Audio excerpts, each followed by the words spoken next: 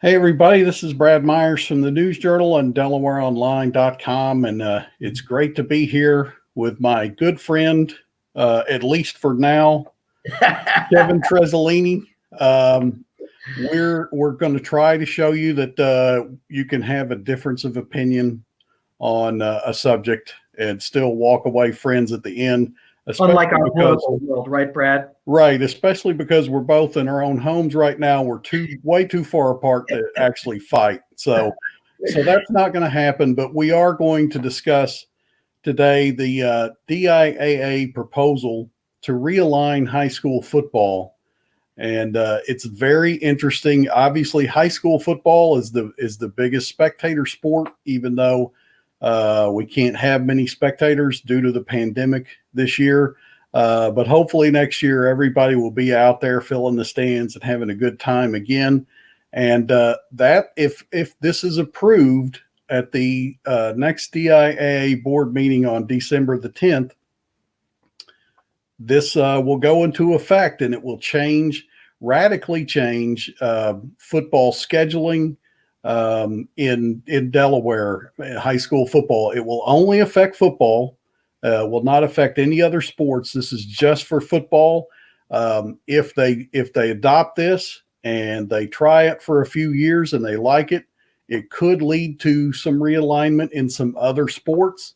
I think maybe boys and girls lacrosse might be a really good target for that, but that's on down the road. And the first thing that they're looking to do here is maybe realign high school football from 2 divisions into 3. Delaware has 44 high school football teams now, and right now we have 18 schools in Division 1 and 26 schools in Division 2.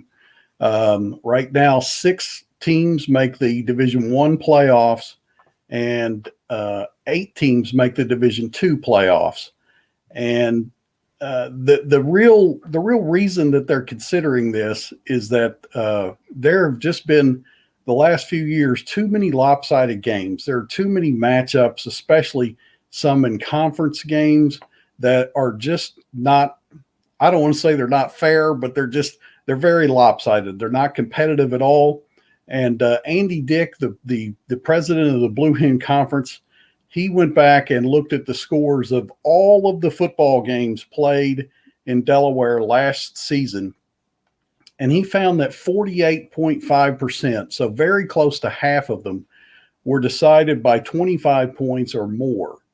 So as a lot of you know, there's a running clock in the second half when one team is ahead by 35 points or more.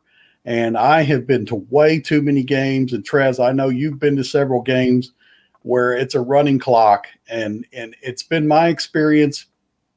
I think that's a very good rule because, in my opinion, when that clock starts to run, both teams are ready to go home. Obviously, the losing team has had enough. And I think the winning team, they're ready to, get this over with and move on to the next game. So Verna Thompson is going to help us here behind the scenes, and she's going to let you take a look at what the new alignments. Now, we want to emphasize that this is not official. This could be recalculated a little bit with the most up-to-date enrollment figures. So you may see 1 or 2 teams move into a different division in the finished product. But I think especially in this new thing with the Class 3A, Class 2A, and Class A, I don't think you'll see any movement in 3A. You could maybe see a different team in 2A or Class A. So Verna, if you could put this up on the screen here, we'll take a look at Class 3A first, and it would go. There would be for football only. There would be no conferences anymore. You no Blue Hen Conference, no Henlopen Conference, no Diamond State Conference. They would just be classes and districts. And as you can see, these 6 teams are like conferences. Right. These 6 teams, this is basically would be your new conference. This would be the upstate largest schools that have performed best in football over the last few years. And Trez, when you look at that, I just see taking basically the best teams from Flight A, the 5 best teams from Flight A, and adding in Salesianum. Yeah, that's pretty much what that is. Yep. I think we're going to scroll here in just a minute and move on to the Class 3A District 2, and there it is. And basically, this is the Henlopen North. Now, this is kind of taking the best teams from the Henlopen North as currently we have it now.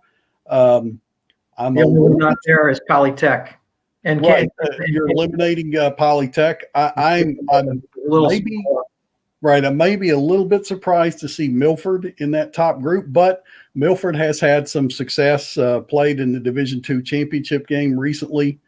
So that's probably what it's smallest. They're also the smallest enrollment wise in that group as well. They are. But you know, when we talk about enrollment in any group, there's going to be a largest and the smallest. So exactly. You can't get around that. Yeah. Now Milford and Hodgson are actually around the same size with a little over 1,000 students. You are correct there. You see, there's one thing that we can agree on. Now, we're going to move on to the Class AA.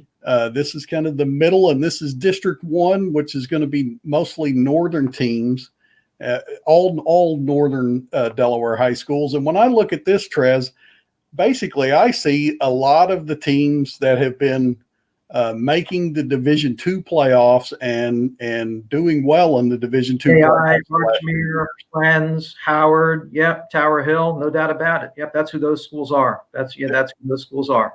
There would be some schools that would be dropping. Notably, Concord would be coming down into a lower group. They're up in Flight A now, so that could be significant. And Concord is kind of like Milford. They've been one of those schools that has bounced back and forth in between the current Division I and Division II. And when they've been in Division II, they've been very good.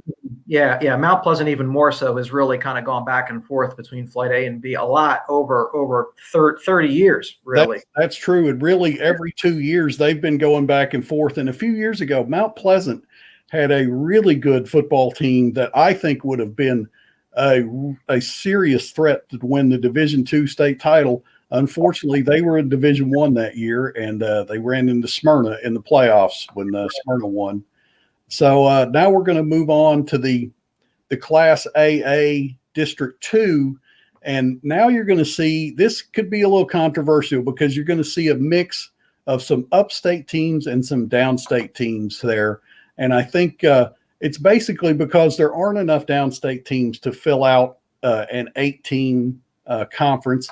So you have to put some upstate teams in there. But when I look at this, I think we're not that far apart. Nobody's that far apart from each other. We're not Wyoming. We're not Pennsylvania. I mean, everybody's still pretty close to each other. I mean, nobody should complain about that too much. Right. And I see Trez that, I mean, when I look at these 8 teams, I see that a lot of these teams have played each other over the years, in non-conference games. And, Caravel and St. Mark's would have to travel a little bit more, but you're really just looking at like a couple of trips a year. Other schools from down south, they're going to have to come up to see you every 2 years. So I don't see that as a major issue. And I would think that since those schools haven't been in a conference, that Caravel, St. Mark's, they would probably really like having 7 guaranteed conference games to start the season and only have to fill in 3 open dates. Now we're going to move into, I guess, what would be the more controversial, and that is the Class A. And basically, there's no way to sugarcoat this. This is 16 teams, 8 in each district that have been doing the worst in football over the last few years. Look at that list. Nobody in that group deserves a state championship, and that's kind of the root of some of my issues with this whole thing. There is nobody in that group that deserves the branding, the label state champion. Not in Class A District 1, not in Class A District 2. Nobody deserves to be a state champion in that group. In a state like Delaware, where we only have what's the number you said? 44 high schools playing football right now, 45 when Odessa comes in. I just think 2 state championships is perfect. It's great. It's plenty. And I just think that the format that we have right now is actually a really, really good setup. It's a good setup for Division II. It's a good setup for Division I. In Division I, we've had some really small schools win it. Hodson is one of the small schools in Division I. They won it last year. They've been strong since they moved up from Division II to Division I just 3 years ago. And then in Division II, Friends has been very competitive the last couple of years. They've been a very strong Division II football program.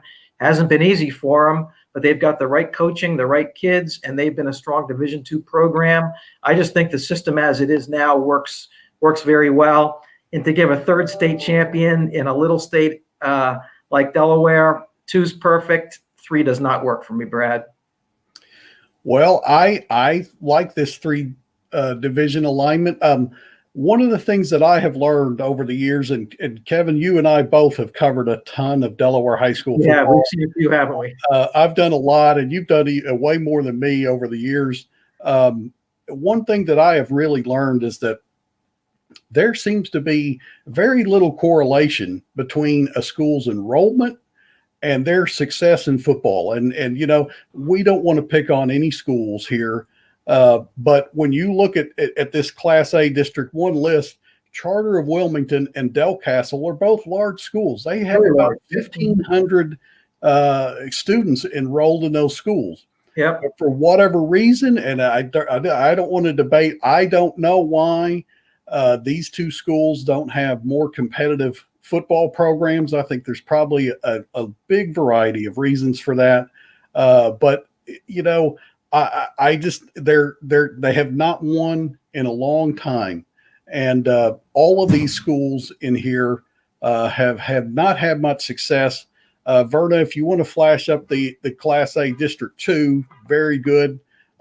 This is a mix of some upstate and downstate teams, and obviously the school that sticks out like a sore thumb there, we all know and love and remember the powerhouse Newark High School teams that won. I think they've won 10 Division I state championships, and they used to be feared and revered.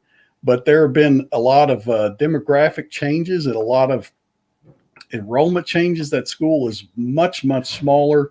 I think it's less than half as many students as it once was. That's true. And times have changed, and Newark has not had any success in football lately. So if we're going to do 3 division alignment, Newark belongs in this group with these other schools.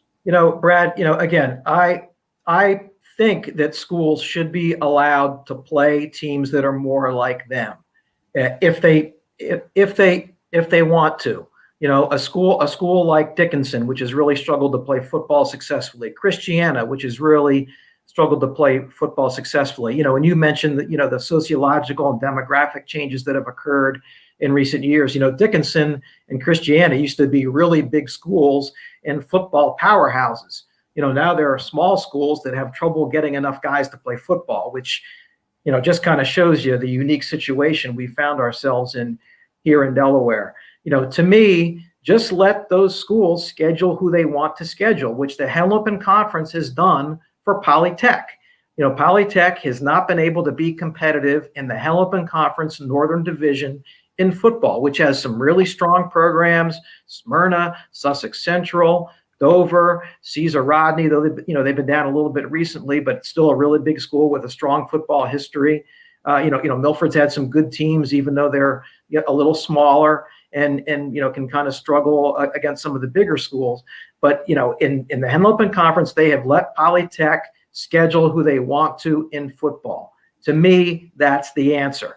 Let schools schedule who they want to in football. Don't lock them in to a conference schedule. Let them play who they want to, and then they'll be able to maybe have some success and get more kids out for football and build a little bit more, of a history of a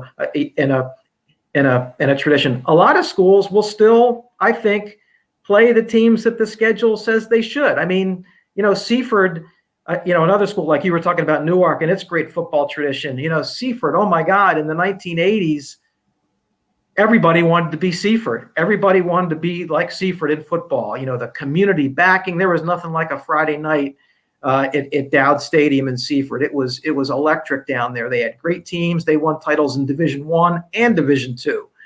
You know, they were borderline. They'd go back and forth between the two divisions because of their size. You know, it was a great community atmosphere. But DuPont left Seaford, so the demographics changed, the population changed. You know, now they can't beat anybody in the Henlopen South. But you know what? If I know Seaford, they want to keep trying to do that. It wouldn't surprise me if they would want to keep trying to do that.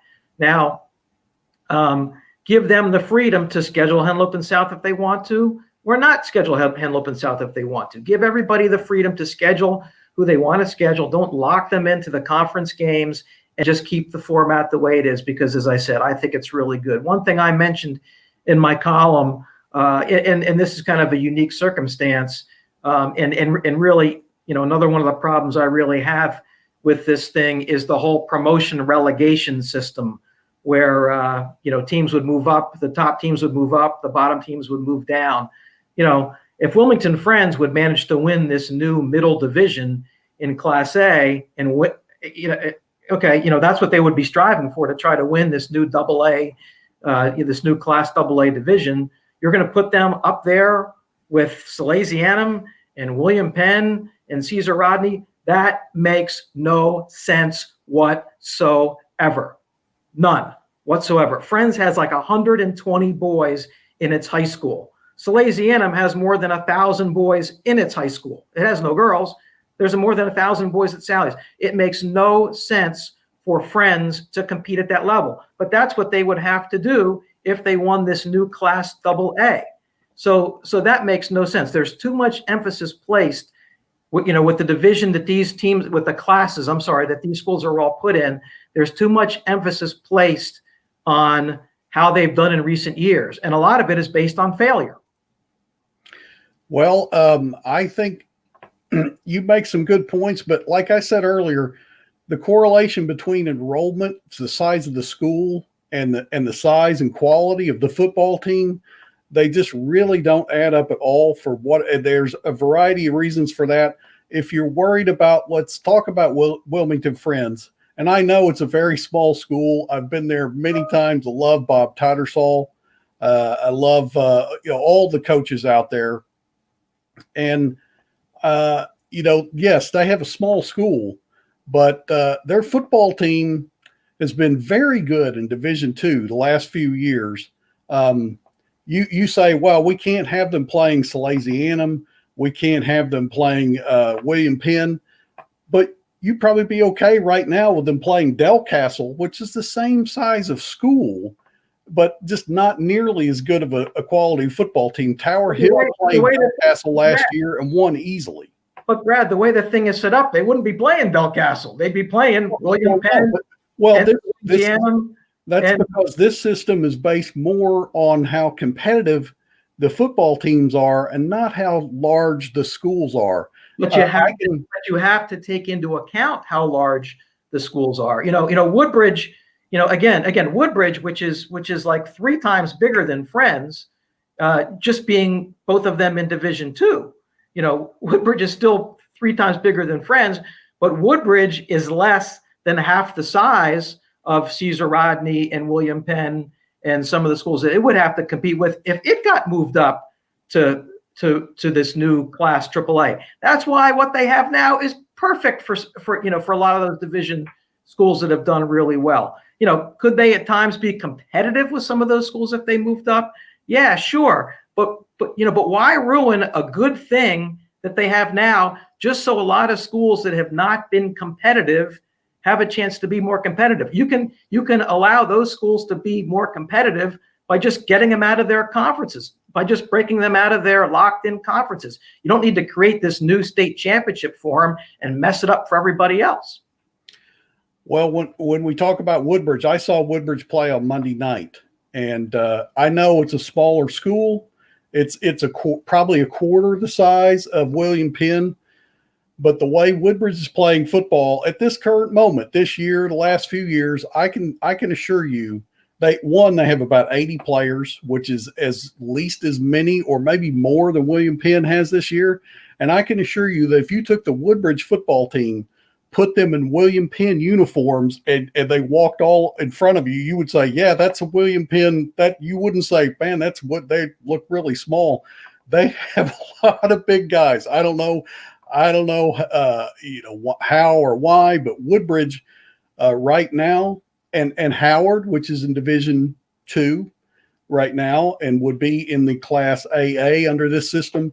If either one of these teams, we're just talking about this year, if they had to move up and play in that top division, I can assure you they would be absolutely fine. They probably would not win it. They probably would not win every game. They wouldn't beat all of Sally's and Middletown and Hodson and all of those, but they would be competitive. They would win more than their share, and they would be very, very competitive. So, we've in the current setup, we've always had some teams, Division II state champions, that we've always wondered, wow, how would they do against the Division I state champion?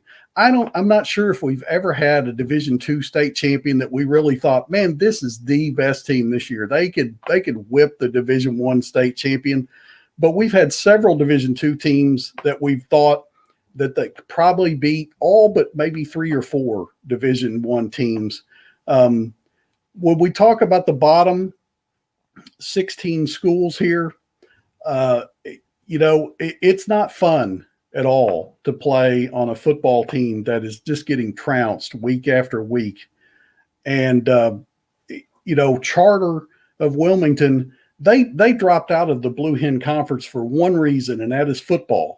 They're very, very competitive, won tons of conference titles in other sports, but they just felt like they had no choice but to get out of the Blue Hen because they were in Flight A, and they were doing, even though it's a big school, they didn't have very many football players and they weren't very competitive. And they just said, for safety reasons, we can't play William Penn and the big schools, Middletown, anymore. We get beat up when that happens. So they moved down into the Diamond State Conference. They found a place to land, and honestly, now in football, they're not doing very well in the Diamond State Conference either. But they are more competitive in some of those games, and it is a better situation. And Polytech, you're right, Polytech, they just they wanted to leave the Henlopen Conference for football. The Henlopen balked at that, and then the Polytech said, "Well, we're going to do it anyway because we have our kids are getting beat up, and we just cannot play successfully against Caesar Rodney and Dover and Sussex Central, and football is the one sport where you really have to be careful." As I said in my column today, if you lose a basketball game 80-20, your pride gets wounded. If you lose a football game 60-0, your body gets wounded. Yep. So I think it would be good to have these teams that have not done well, like, be paired together, and then and if you say, well, it's watering it down and it's giving everybody a participation trophy, well, that's not true, because you're going to have 2 18 conferences, and somebody will still finish last in that conference. If you have the Class A, somebody will be at the bottom of that. We don't know which teams, but there will be a couple of teams that will probably lose all of their games in that division. And, that's okay. It has to be that way. Somebody will finish first. Somebody will finish last. But in my opinion, in the Class A, in the lowest tier of teams, the teams that finish first and second and make the playoffs and have good records and have some success playing at that level, hopefully they will interest in football, and their school will increase. They'll get more kids to come out because they're winning. Going back to Woodbridge, the best example I can give you, Woodbridge about 10 years ago, they would win about 3 games or less every year, and they had about 30 players. And then they got a new school, which was a very big thing in turning things around. A lot more kids wanted to stay home and go to school at Woodbridge instead of going to some other schools in the area. And they got more players, and they started to win. And now They've won two of the last three Division II state championships, and now they have over 80 players every year. Every kid, every young man in Woodbridge wants to play in the Woodbridge area. They want to play football, and it would be there's no guarantee, but there'd be a chance that if, let's say, Glasgow or Newark, started to win in football again, more kids would come out. And I can also tell you that not getting 80. I mean, Tatnall, St. Elizabeth, McCain, Dickinson, Delcastle, Christiana, Charter School of Wilmington, Glasgow, Indian River, Laurel, Newark, St. Andrews, Seaford. Those are all schools that are now in that lower division. That group went 47 and 111 last year. And now you want to give them a state championship, and they're not getting 80 kids out for football. They're not going to get 50 kids out for football, even if they start winning a little bit more. That would be great. I would love nothing better than to see some of those schools be more competitive in football. And they would have a better one-loss record if they were playing each other. But they don't deserve a state championship. Well, I think if they don't change anything, I think probably within 5 years, you will see some Delaware high schools drop football. Would that be okay with you? Just drop football? We're not playing anymore. It would be okay with me, because if the market doesn't call for football being played, I mean, it looks like maybe some of these schools should have already dropped it. I mean, the way they're struggling, to get kids out at schools like Dickinson. I mean, why are they still fielding football teams if society the way it is now, if the population the way it is now, if there's not the interest in it that there was before? This is a much different time. We have a much different population. If the schools' interests are different, kids like different things. I mean, I would love nothing better than to see every school get 50 kids out for football. But if that's not what kids want to do these days, if interests are different, if people have concerns about the physical dangers of it, that's something that pops up sometimes. If the interest just isn't there, then it isn't there, and schools shouldn't have football anymore. I'm really surprised that some schools still do have teams. Well, you listed off all of those schools, and when you talk about relegation, first off, in that proposal, that's not locked in. They've talked about that could happen, or it may not happen. But I would submit to you, though, still, and I know we talk about the absurdity of, let's say, Wilmington Friends being in a league with Sally's and William Penn and Middletown. But I would say to you that if Wilmington Friends, I don't care how many students they have, if they beat everybody in this Class A, if they beat Woodbridge, if they beat Howard, if they won 3 or 4 of these Class AA championships, if they were good enough to do that in a row, then I mean, maybe they should be playing up at that higher level. No, and as far as Indian River, Indian River won a state championship, Division II, not that long ago, and I think that Jamie Jarman. Well, that's yes, but some superior athletes can come along at any school at any time. Ursuline basketball, they had Elena Deladon for a few years, and that was pretty good. Any school in Delaware could get a phenomenal athlete like that. That even in football, where one player can't make as much of a difference as maybe in some other sports, they can make a big difference at the right position. And if you can get, but this system, if it does go into place, it does need to have some adjustability, because I can tell you that if they had started this system, like let's say 10 years ago, Smyrna High School would have definitely been in Class AA, and may have been starting in Class A, in the lowest tier, because Smyrna's school was smaller and they had not had very much football success over the last few years. Then Will Knight and Nolan Henderson and a couple other people walked through the door, and they got very good very quickly. But certainly, if you had started this 10 years ago, Smyrna would have been in the middle tier, or maybe even the lower tier So there needs to be some room for teams to move up and down. Now you could certainly take some enrollment into consideration. You could certainly say, hey, look, we're never going to have Wilmington Friends playing up in the top league. That's not, so I think I would just like to see, and as far as, uh, you know, 3 trophies or 2 trophies, that's just, to me, that's just not a big deal. If we're worried about watering it down, if we're worried about, well, it should just be for the best teams, well, then why do we have 2 divisions now? We only have 44 teams. No. Hold on, Brad. No, there is a very good reason for why we have 2 divisions in Delaware high school football. There should be 2 divisions in Delaware high school football because there's very big schools and very small schools. And football is a sport of attrition. You don't base it on the number of schools. You base it on, how few kids go to the small schools and how many kids go to the big schools. So you have to have 2 because there is such a big difference between some of the smaller schools and some of the big schools. It's not how many you have, it's what's the difference between the small schools and the big schools. And let me just answer Miss Tammy Trainer's comment here. She said, so what about the 30 kids that want to play football at these smaller schools? Just screw them, Kevin? No, Tammy, that's not what I said. 30 kids on a football team is plenty, and they should keep playing if they get 30 kids. That's great. There's some schools right now that would love to have 30 kids that don't have 30 kids.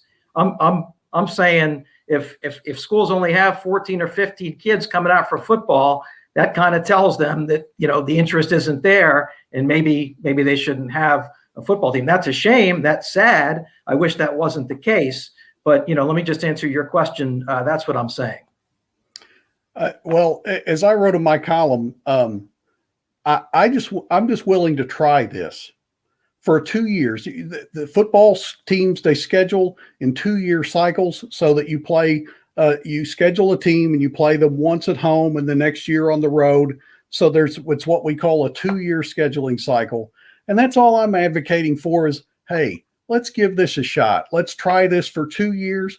And if enough schools, then you have a vote. And if enough schools determine we didn't like this didn't work for us, we'd rather be back in the Henlopen South Conference or whatever reason, then it would be very easy to go back to the old way. We've been doing it this way forever, so we all know how to do it this way.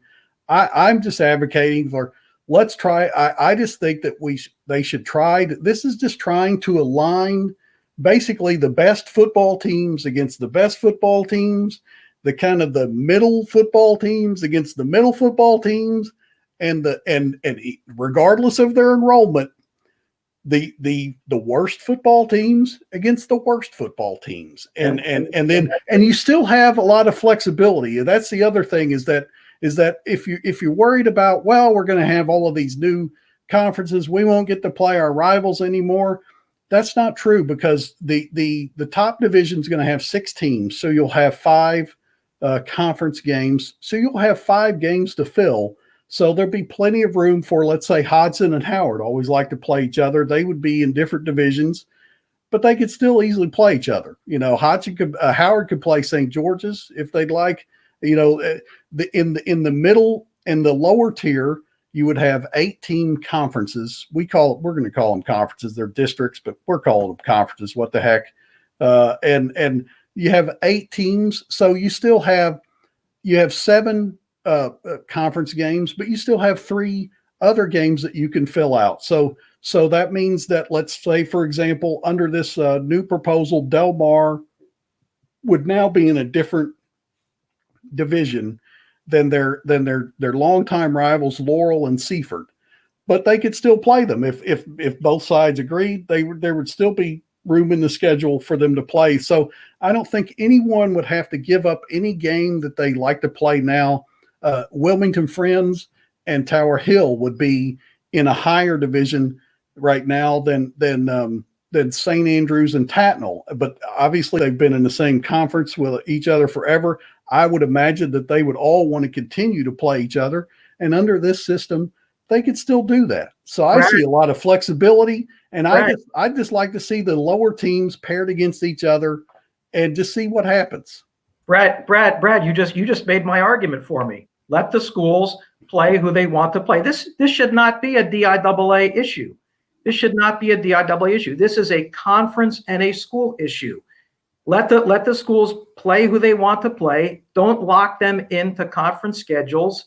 If Seaford wants to play everybody in the Henlopen South, let them. If they want to play 5 of the Henlopen South teams, but maybe not play Woodbridge, okay, fine. But they'll probably still want to play Woodbridge. If schools want to play everybody in their league, fine. If they only want to play several of them, fine. Let it be a school and a conference issue, not a DIAA issue, because 2 state championships is plenty. And the setup we have now with the 6-team Division I tournament and the 8-team Division II tournament is perfect. It's really an ideal setup that adequately rewards the teams that we have now. And to kind of get back to the conversation we had about the schools that really struggle to get kids out, I mentioned in my column, make sure everybody goes on DelawareOnline.com and reads Brad's column and my column, where we make some of the points that we're discussing here this morning. One of the things I mentioned in my column, that the answer for some of these schools like Tatnall or Dickinson, schools that really struggle to get kids out for football, but want to keep playing football, a great way to do that is to play 8-man football. There's close to 1,000 high schools around the country that play 8-man football. Do that. That's something that that has been discussed at the DIAA level of trying to institute an organization where there is a league where schools can do that and would play each other in 8-man football. That's another answer to this. Well, you bring that up, and that could be a viable thing. But the Dickinson is actually Dickinson High School brought that up, tried to get some interest in that just last year, and it basically went nowhere. I don't know why. I mean, I wouldn't have a problem with schools playing 8-man football. I think it's absolutely fine. I believe his name is Leighton Vander Esch from the Cowboys, the linebacker. Yep. He played 8-man football in Idaho. In Idaho high school, he played 8-man football. He made it to the NFL. So it really wouldn't limit you as far as being a college player or an NFL player. And some people think that to play football. Right. So I wouldn't have a problem with 8-man football, but for whatever reason, the most of the schools that they contacted, they just said, no, we'd rather still play the 11-man. And that's understandable. That's understandable. Yeah. So I just don't think that this would be a huge earth-shaking, change to Delaware high school football. I think a lot of the teams, they could still play the teams that they've always played. There would be some minor changes.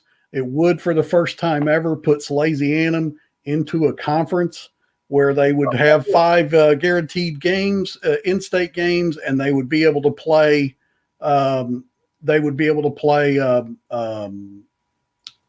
Still play out-of-state teams if they need to, but they would also, by being in a conference, be able to get an automatic bid to the state playoffs if they were to win that conference. But if they get rid of conferences and let everybody play who they want to, well, that kind of eliminates the whole automatic qualifier thing, and that's fine. There's a pretty good setup, for using enrollment figures to determine how many points you would get for a victory, and just kind of make everybody an at-large qualifier if that's what you got to do. I think they have a pretty good system that if they did get rid of conferences and let everybody schedule who they want to and that kind of thing, and keep the present format with an 8-team Division I and a 6-team Division II, it could still work using the format that they have now, where they could just use enrollment figures in determining if an opponent is a Division I or Division II school, using say 1,000 students perhaps as the cutoff number. That's usually about where it usually kind of divides anyway, with Division I and Division II as it is. Well, like I said, if they did this 3-division alignment, again, it would not be handing out participation trophies. There would still be winners and losers in that top class. In the 3A class, somebody would finish last in that class. So let's just make up a school. I live in the William Penn, the Colonial School District, so I'll use William Penn as an example. They could go 0-5 in that league. There's 5. I mean, somebody probably would go 0-5. Somebody probably would go 5-0. Somebody would go 0-5. That's kind of the way it has to be. When every time we play, somebody wins, somebody loses. So in that lowest tier, with 7 conference games, somebody would probably go 7-0, and somebody would go 0-7. I think it's not perfect. I'd just like to try it. I would just like to try it for 2 years and see how it goes. So if that happens, now you have William Penn with 2,271 students playing in the same league with friends in Tower Hill. That makes no sense. Well, you have Del Castle with 1,500 students playing in the lowest division right now. Well, I guess that makes no sense either. Well, I mean, it does from a football, not from an enrollment standpoint, not from a size of school standpoint. I agree. It makes no sense whatsoever. But from a quality of the football team standpoint, it makes perfect sense. So let them play who they want to, so they don't have to play all those Flight A schools that they're overmatched against. Let them play schools that are more like them, and then they'll be fine. Well, that's kind of what this new proposal would be doing is just aligning the teams better, not the schools, not the size of the schools, but just aligning the football teams better to say, you've been really good the last few years. You're a big school. We're putting you in there with the other big schools that have done well. You're kind of in the middle. You've done pretty well. You've had some good years, some bad years. We're putting you there. You guys, unfortunately, have not done well at all. We're going to put you into the lowest thing, and hopefully you can climb up. And we're going to give you a state championship, and that makes no sense. That's we got a couple of questions here over I see that says if 8-man creates a new championship, are they worthy of a state championship? I would say yes. If let's say we came up with 12. How many? It depends how many they have. I'm just saying if they came up with, let's say, 12 or 14 8-man football teams, they're not going to have that many. But if they did, or even had 8, it's a different game. Played a different way. I would have no problem with having an 8-man state championship. And then they said, there's another question here. Do we get another Salesianum issue again? Nobody wanting to play Smyrna or Salesianum or Middletown because the opponents would not benefit. That could be true, but that's true now. The only difference in Smyrna or Middletown having trouble scheduling games and Salesianum having more trouble scheduling games is that Smyrna and Middletown are in conferences right now where they do get some guaranteed games, whereas Sally's is not in a conference. They start at 0 guaranteed games every year. They have to fill all 10 games of their schedule, and that's why they have so much problem. But Salesianum this year is an aberration. They've had no trouble getting in-state opponents in recent years. They've had more in-state opponents in recent years than ever. They have gotten more. They have gotten a few more, but still, what I'm saying is because of COVID, they've had more in-state. Schools have been great. Smyrna playing them, Sussex Central playing them, Sussex Tech playing them. It's kind of sad that St. Mark's won't play them anymore, but that's actually kind of understandable with St. Mark's being a much smaller school now. But Smyrna, now that Smyrna has had a lot of football success here the last 5 or 6 years, they have had a lot of trouble scheduling football. They've had to play in Maryland. They have to go to Baltimore area and other places trying to find teams. So that's always going to be a problem. You can't eliminate that. Is that these very best teams that score a lot of points against most people, other people don't want to play them. But honestly, I really don't want to see Smyrna playing Polytech in football. That's just I don't care what size school each of. I don't care if even if Polytech were bigger than Smyrna in football, they're not, and it's 64-0, and that's not good for anybody. So I would just if they could do something right now. 48% of the games last year were decided by 25 points or more.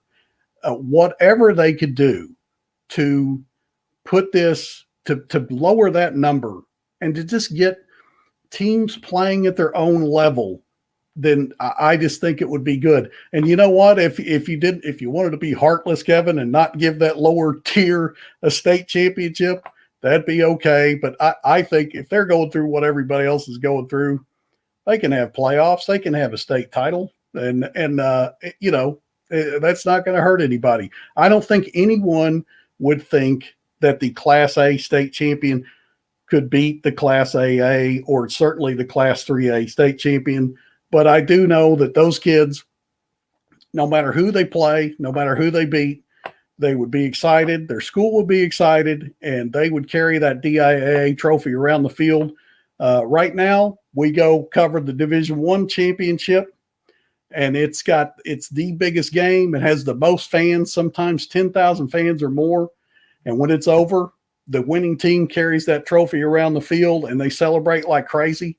And then we do the Division II game, and it's much smaller. The crowd is much smaller, but when it's over, the schools are smaller. When it's over, the winning team is every bit as happy as the Division I team, and they have the same sense of accomplishment. And I think it would be just like that if you had the Class A, the Division Division III, the lowest class. So I'd just like to try it for 2 years and see if we get more competitive games. I just think that would just allow all of the kids that play football in the state to have more fun playing, because I know I played on a high school football team that lost a couple of games by 50 points, and it sucked. There was no other way around it. And so if we could avoid more situations like that, we're never going to get them all. But, like I said, there'll be teams that finish at the bottom of the lowest rung, and we can't avoid that. And then we're not trying to avoid that. But I'd just like to see an attempt made to try to get these teams closer aligned to their football ability, not their enrollment.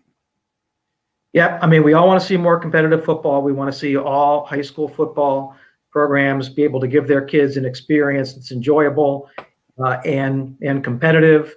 I think it goes a lot deeper, than just bunching them with a bunch of schools in a particular league. Again, there's economic, there's demographic situations that are really contributing to a lot of this. We've mentioned some of the schools that have really seen their football fortunes and interest decline significantly, dramatically, sadly, over the years. Is some of that savable by realigning things? Yeah, I mean, I'm sure it would help, some of these schools to have, a situation where they could regularly compete against schools their own level. But some of these schools, they're already competing against schools their own level. Some of the schools that we've talked about that are struggling to kind of field winning programs, they're already playing who they should be playing. They're already playing schools their size, schools that have been as successful or as not as successful as they are, and it's not really making that much of a difference. So again, you're correct. It would not solve every problem. We do have one more question here. We're going to wrap this up here, but it says, why are private schools included in any division? Private schools should have their own division. We've talked about this a lot, and the problem with that is that you have one school, Salesianum, that if you're talking about enrollment and size of football team and strength and power and all that, one school that is much, much bigger than all of the other ones. And so it just doesn't fit. If you really wanted to have, I've had people talk to me about this before. Well, we should just have Division I and Division II private schools. I said, well, all right, we have one private school in Division I, and that's Salesianum. So they would win the Division I private school football championship for the next 200 years. You probably would not like that. Like it or not, private schools are part of the athletic landscape in Delaware, and I think they fit in nicely. I know that people complain when they win, but they don't complain when they lose.